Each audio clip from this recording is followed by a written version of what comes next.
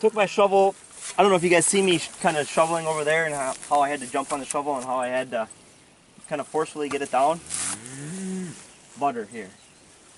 So I mean, just the difference in having a sod mat versus having a row crop and potential field road there. I mean, just the compaction. There's very little compaction here.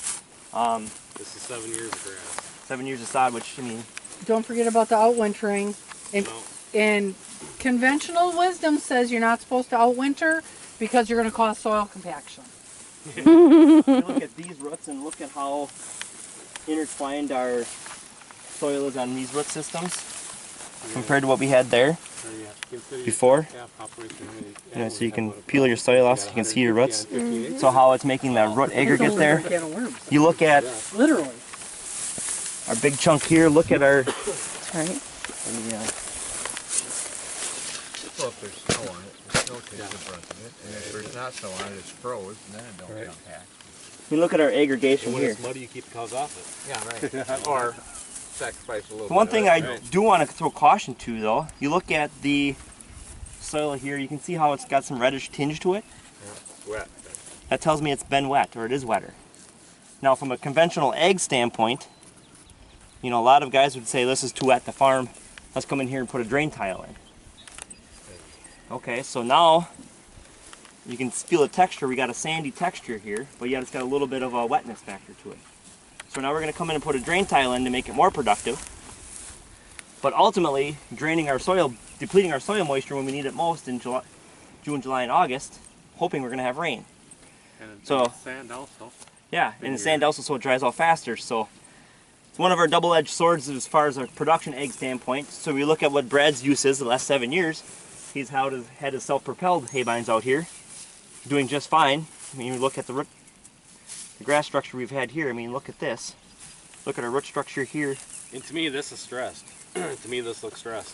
It's not ideal. I'm guessing the wet conditions probably make it a little bit, stress it out a little bit. But you look at the wet cycle we've been in the last 3 years. Yeah. I mean, last year we had an inch of rain just about every week on the week. Mm-hmm. So, I mean, we've had perfect moisture conditions from growing grass or growing crops last year. 2 years ago, you know, we had a couple 6 and 7 inch rainfalls within 4 hours. So I mean, that's just our groundwater is so saturated right now, it's coming back up. So I'm assuming that's part of this wet cycle coming to fruition here too. So, but Melissa, that hole over there that you're telling me about, was there water in it? Or is it almost filled up with dirt now? There was some dirt in it, but I was just standing over it, somebody fell in it. Well, there should be a hole over there that has water almost at the top. That's how high the water table is right now. I think I was just talking about old post hole. I know, that's what I'm talking about too. Yeah. before we tried pulling the other soil apart, trying to hear the ripping, this one I can't even rip at all. I mean, the root structure is so intertwined, so massive, just phenomenal root structure there. And you look at the cottage cheese, I mean, you couldn't ask for anything better. You look at the aggregation already starting on the root hairs, the nutrient exchange. Overall, great soil structure and everything else like that. Just want to look at just the overall general concept of the pasture right around in this area. I guess, Brad, can you explain what you did and kind of the concept of what you had out here? Well, this was harvested for hay last year, one cutting, and then it was grazed the remainder of the year. And then we outwintered this whole, we started the back, which I call Cherry Stone, because that's the name of the, I don't know what you want to call it back there. Denny, what is Cherry Stone? Organization? Yeah, condominium association, yeah. So I started grazing back there all wintering. I grazed it off in the fall. It's always, basically I had free choice out here all winter, all fall until snowfly. And then I started grazing back there and I grazed my way to the front. This is about to where I made it to, where these bales are, where this fodder is yet. And then we also spread some lots of stuff out here. So this was free choice, or it was basically recreational graze last fall because there wasn't much out here for them to eat. They kind of went through and ate the corn stalks that they wanted off the back. They mowed this grass off, and they mowed that pasture off in the front. Then they outwintered, and I pulled them off here when I got muddy and nothing's hot right now. She knows this year across the once. Now going straight out, more rye? Yep, that's where we're heading. Okay. I guess I want to touch base on the fertility side of things. I mean, I don't know if everyone got colorblind or whatever, but you can see all the different just shades of green here. And I think that's a product of the outlot wintering, the manure and the urine side of things. Maybe Mary, can you elaborate on that? I guess maybe a question for myself to answer for me. I'm assuming the urine has a lot more N concentration than a manure concentration. So I'm assuming our green spots are urine spots versus our... No, they're both. But what's going to happen is you get a longer green from a manure spot than you do from a urine spot. And according to Jim Garish's rules of thumb, if you stock at around 80,000 pounds of beef per acre over a 4-year period, you're going to get less and less and less of the light pale green, the yellowish kind of looking grass. Ideally, if we could trick our cows into standing in a straight line and defecating and urinating every time we rang a bell so that they would do an even manure distribution, but I haven't been able to trick my cows into doing it. I don't care how many times you move that fence 7 feet, you know, it just doesn't happen. And so you do it by over time. A good example, if you look over at the side hill, you'll see that pronouncement. The manure splatter spots last longer because the breakdown is slower versus the urine, but the effect is the same. The longer Brad continues to graze, to move the animals across the landscape, the more green, the more dark green he's going to get. Now, if he was in a hurry and wanted to quick remedy it short term, throw on 50 units of urea and everything's going to green up. But once that store-bought is gone, those green spots with the slow release fertilizer are still they're gonna come through. Okay. So Mary, or anyone, cows are gonna prefer the less green than the dark green. Correct, because of the zone of repugnance. And if you look at the head of whatever grazing animal you have on your farm, they got a lot of sinus. And they smell somebody else's number 1 and number 2, and they're going to avoid grazing around that. That's also the animal's natural biomechanism to prevent uptaking parasites. And so they'll graze that green plant, but they're not going to graze it as far down on the plant. So over time, they're naturally leaving that 4 inches that we don't want them to graze down through anyway, because that helps keep the ground shaded, helps the grass grow back faster, and so there's a little bit of trickery involved in it. Would you come and give that lecture to my cows? I will, and then they'll laugh at me and walk away just like mine do. Well, I suspect the longer we keep going without disturbing the soil, either through no-till feeding or just rotational grazing, that the mycorrhizal fungi will be more, and I think they will distribute those nutrients Faster.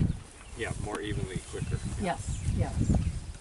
And you know, for a while there was a school of thought of, do we grow clover to feed the cows or do we grow clover to feed the grass? And I think it's yes. It's all the above. And we do have to kill some of those legumes to get them to release. And we can do that through overgrazing. We can do that through cutting it shorter on the profile, especially the red clovers, where that growing point is higher up on the profile. But we need all this diversity in species. The more animal waste they put out, the longer we're going to have fertilizer sources adding back into the profile. And I don't mean the 1 year stuff. Urine is 2 to 3 years, manure is 3 to 5 years. For complete breakdown to where you go back, there's no evidence of a platter there for it to all be gone. And the more earthworms, the more nematodes, the more soil critters we have, the faster, the more dung beetles, it builds upon itself, and it's all exponential growth once we get to a certain tipping point. The one thing I think that we're missing that maybe I didn't stress earlier is from a soil health perspective. How do we advance our soil health? You know, we're doing great at no-tilling, we're doing great at managed intensive grazing, we're doing great at a lot of different things. But now look at, from a soil biology perspective, if you're eating orchard grass, timothy, and red clover all the time, it's no different than you eating asparagus, cabbage, and hot dogs all the time. What is your gut going to do? It's going to get sick of it after a while. You're going to start to peter out. The biology and everything else is going to start to shut down within your system. So we have to bring more different sources of biology in. One way to do that is each root system releases different endorphins basically into that soil, and different toxins, or not toxins, but it releases different sugars into that soil to produce different bacteria and different fungus sides of things. So if we can bring brassicas into our system, we can bring different species of clover, we can bring different species of legumes back into our mixes, whether it be annuals or perennials, we're going to start seeing different sides of soil biology coming around, which is going to, I think, and go back to what Dave had mentioned, expanding our mycorrhizal fungal activity, getting our networks and soil networks in line, transporting nutrients back and forth, hopefully having a better soil health, hopefully having a better pasture mix and towards grasses and or legumes over time that way. So the more grasses and the more species we can put in, the better off we're going to be. They'll express themselves at some point in time.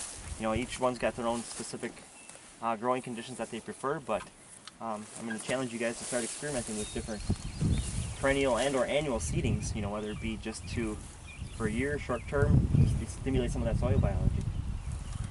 And it actually goes pretty fast when you get comfortable throwing seeds out. A number of years ago, we just spun out on an alfalfa seed.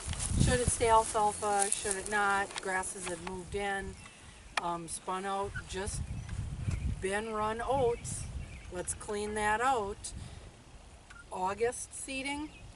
Neighbors were standing there scratching their heads. It came up. It grew beautiful. The animals grazed it off, but it added a whole nother root structure into an existing environment and really kind of re-energized that particular field. The next year we didn't plow it anymore.